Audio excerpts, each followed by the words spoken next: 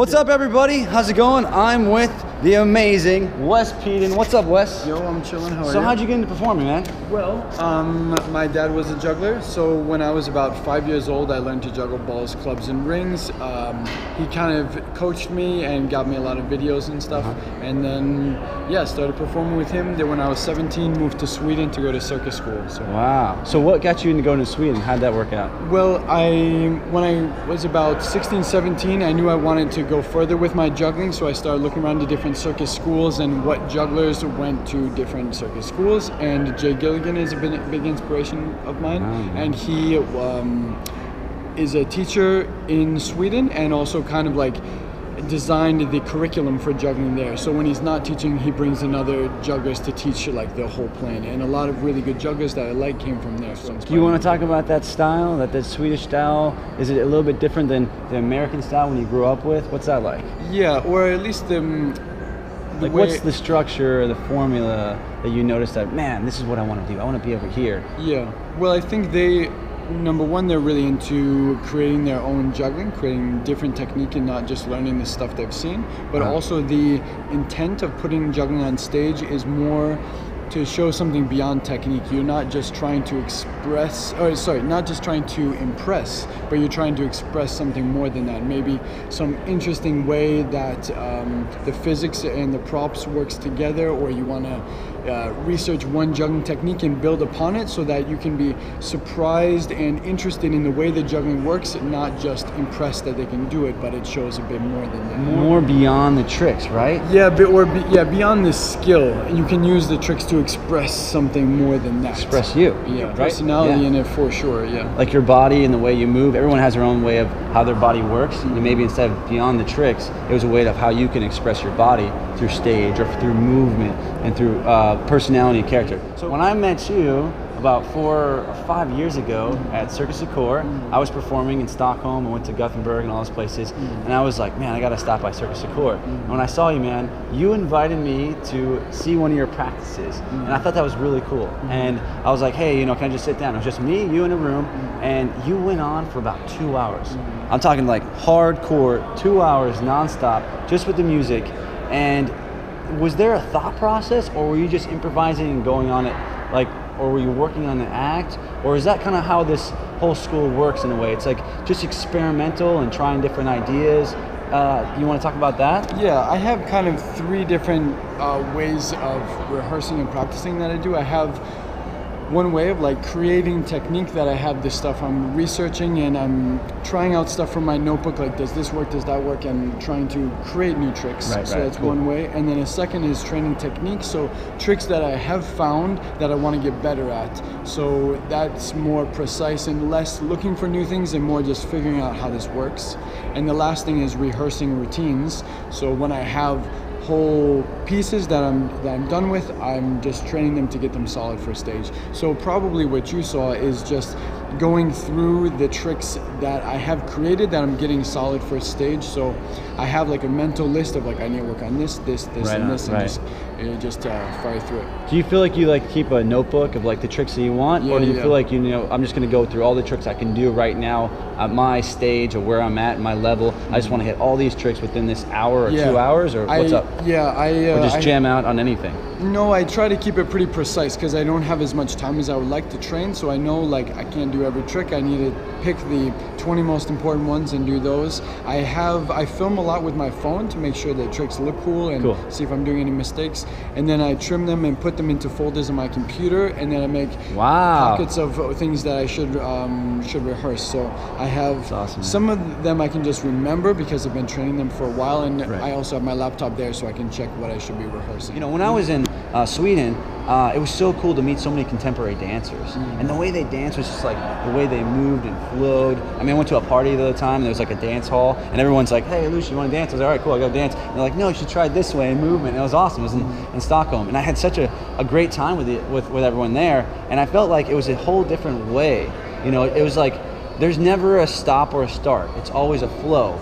When you're working on like a new show, what's some ideas do you try to go for? Do you try to go for a certain kind of character or theme or music? Or do you just say, you know what, I've been working this awesome new variation of tricks, because you create a lot of new tricks. Do you feel like I want to try to showcase in this act about the trick or the prop, whatever it's a ring or a club, or you want to go more for like a idea of how the body moves? What I can say about the movement is, in juggling, what I feel is that a lot of juggling techniques suggest a way of moving already. That, like, for example, I have some juggling technique where I bounce balls off my elbows and I bounce them while I go here. And because the technique already has my elbows out in a lot of like angles and a lot of straight lines, then I organize the rest of my body in a very straight, more robotic way.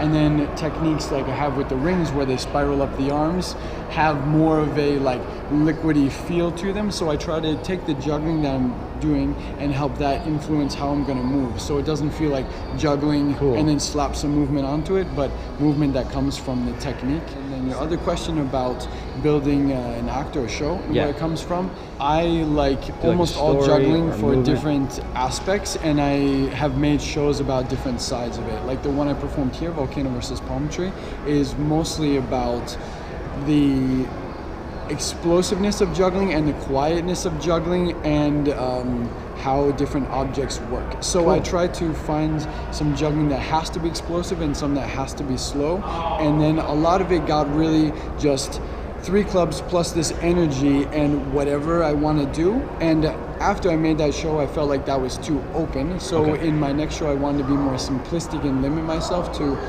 now it's a 3-ring routine, but not just limit to rings and 3, but also limit to a technique. And that's when I came up with these arm spirals. Okay, cool. You want to show it? Sweet. Yeah, that go up and down it, and then I'm really narrowing what I allow myself to do, and then it forces me to explore really in that narrow area. So that's, I think often what I've done in my last show inspires to what I do in the next show, because I want to keep going into a new place. Taking it to the next level. Yeah. Is there a favorite prop that you have, like a ball, club, ring, or anything? I like all 3 of those props, but it's mostly I come up with... Depends how you feel? Yeah, well, right? I come up with new techniques, and then whatever prop is best for that technique is my favorite at the time. I like them all equally, I think. Do you have any crazy stories of you being on stage, or something happened where the music wasn't right, or something like that you wanted to do didn't happen the way? Any crazy stories? I had one show when I was performing on a flatbed trailer with my dad, and it was the only light was a giant bonfire on either side. Where was this? This was all for Boy Scouts in kind of the Adirondacks, upstate New York. Get out of here. And for like 300 Boy Scouts were just lit from fires, and it was really windy, and we're passing. We throw one club high for the end of the act, and then a gust of wind comes, blows the club into one of the bonfires. You're kidding me? Yeah, so in the show it's just like, okay, a club's gone. Was this fires? Yeah. So we're just... What an awesome ending. Club. That's awesome. Yeah. So you're from like Syracuse area? Rochester. Rochester, okay. Yeah, and then you started in New York area? Yeah. Why just say, okay, I'm just going to go to Europe. I'm going to live in Europe and be in Europe. And what was that like? You just being out there by yourself, doing your thing? It was a big change, because I was homeschooled growing up, and toured a bunch with my dad, but like, never lived on my own. So I was living by myself, homeschooled, and then go to a new country, living by yourself, and now in a school with other people. There was so much new stuff, so it felt like the first year I was kind of figuring out the language, figuring out what it was like to live on my own and like feed myself and all this basic stuff. So by the second year of school, I was like, okay, now I know how to be a human here. Let's start really trying to focus on school. But yeah, it was a big shift. How's your Swedish, man? Like taxamuken, yama bro, right? I learned a little bit. I ate a lot of the good fish with the I remember we stayed at all these different hotels, and the great thing about the hotels was the beautiful food in the mornings, man. The fish with the mustard and the ketchups.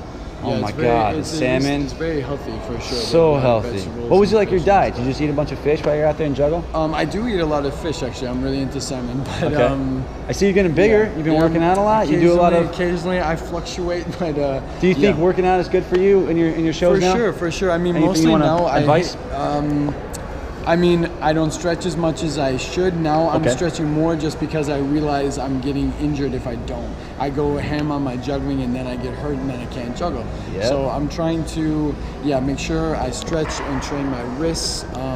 Trying to train my back more and my abs more, so that I don't like mess up my back doing aerobic stuff, and more just making sure I warm up before I go into hardcore stuff, because I'm not, I've been juggling for so long. I'm really used to just being a young dude that can't get hurt. And now I'm like 28 and starting to I'm still young, but you should make sure you're moving first. Do you have like a protocol? Like you're like, okay, 20 minutes, I'm gonna warm up doing these exercises, or jump rope or something. Yeah, get my body loose. I do jump rope, but when I don't have that, I just try to make sure I plan my juggling in a way that warms me up before I do anything so physical that I might throw something out. Okay.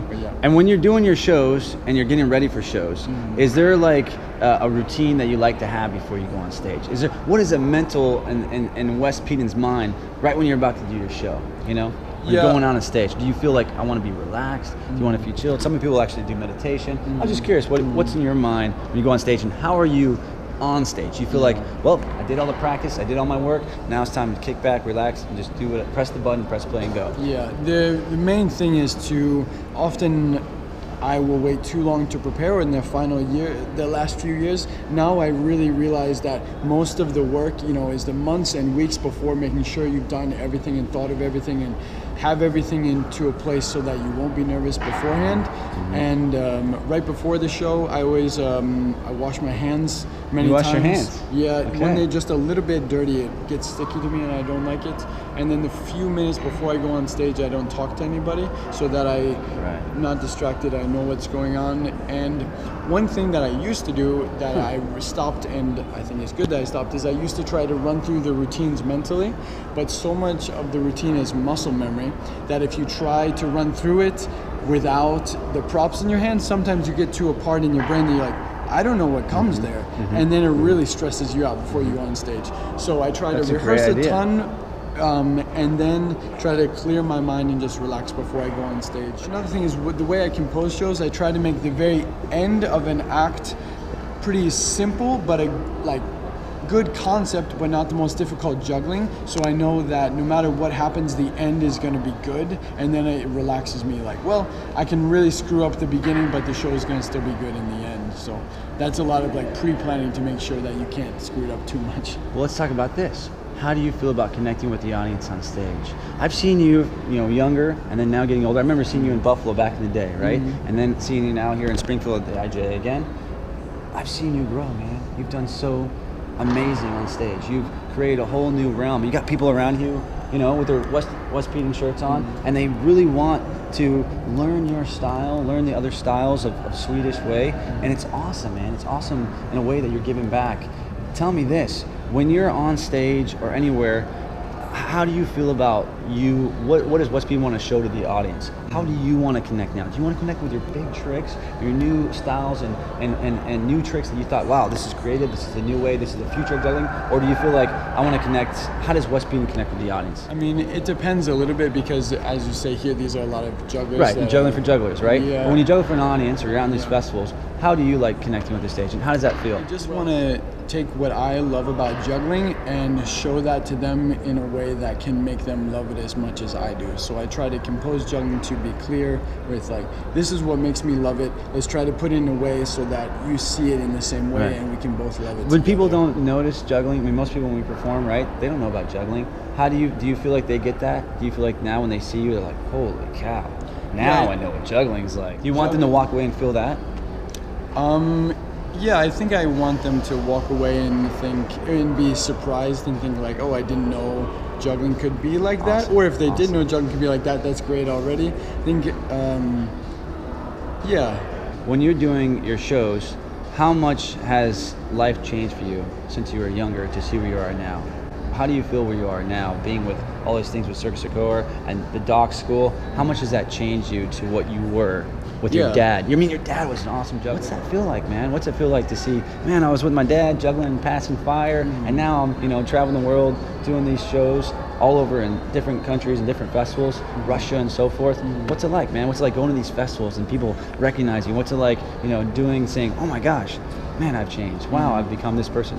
How are you now? How do you feel? Yeah, it's cool. I mean, I feel like I have a lot of possibility, and the harder I push myself, then I can go further and further. I think I never could have foreseen that I would be here when I was a kid, but I'm very happy to have as much support as I've gotten. I've gotten very lucky meeting really good teachers, people that believed in me, that my family was like, yeah, of course you're going to be a juggler, no problem. A lot of people don't have that, and yeah, I'm really lucky, and you know, I'm really thankful there's so many people that appreciate my work. You know what's so amazing about you? Because I remember, is this true? You used to have asthma. Mm-hmm. Yeah. You had asthma, and juggling helped you cure that.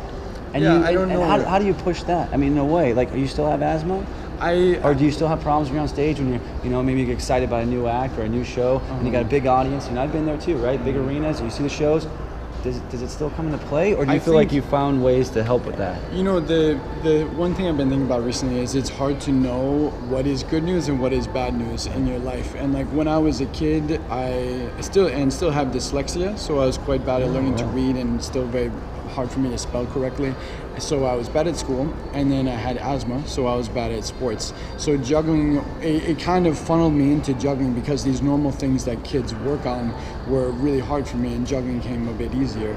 So in a way, it was good news to have those things because it pushed you into there. And then somehow my asthma has been going away as I've been getting a bit more fit. I still when it's cold or if there's something I'm allergic to, I get it back. But I've been very lucky that it's mostly gone. So training is fine, and when it's all good. It's all good. Yeah. One last thing. Yeah. What has it given back to you? Well, it lets me travel a lot. It meets a lot of really cool people. You know, being able to go to Japan. I just came from Mexico, meeting a lot of communities that I would never get to meet. And like, it's just an incredible feeling when you've worked for years on something, and then when you nail it on stage and everyone like freaks out in appreciation. It's a really nice feeling that you can't get from like YouTube comments. So like, I really appreciate when people like what I do. Yeah. Well, Wes Peden, man, you're an inspiration to me. Thanks. Thank you very much. Keep on killing it. Wes Peden right here. Thanks for watching, guys. See you guys next time. Cool. Thanks, bro. Yeah, no problem. That's it, man. That was it. Thank you so much for that, problem. man. No Dude. problem.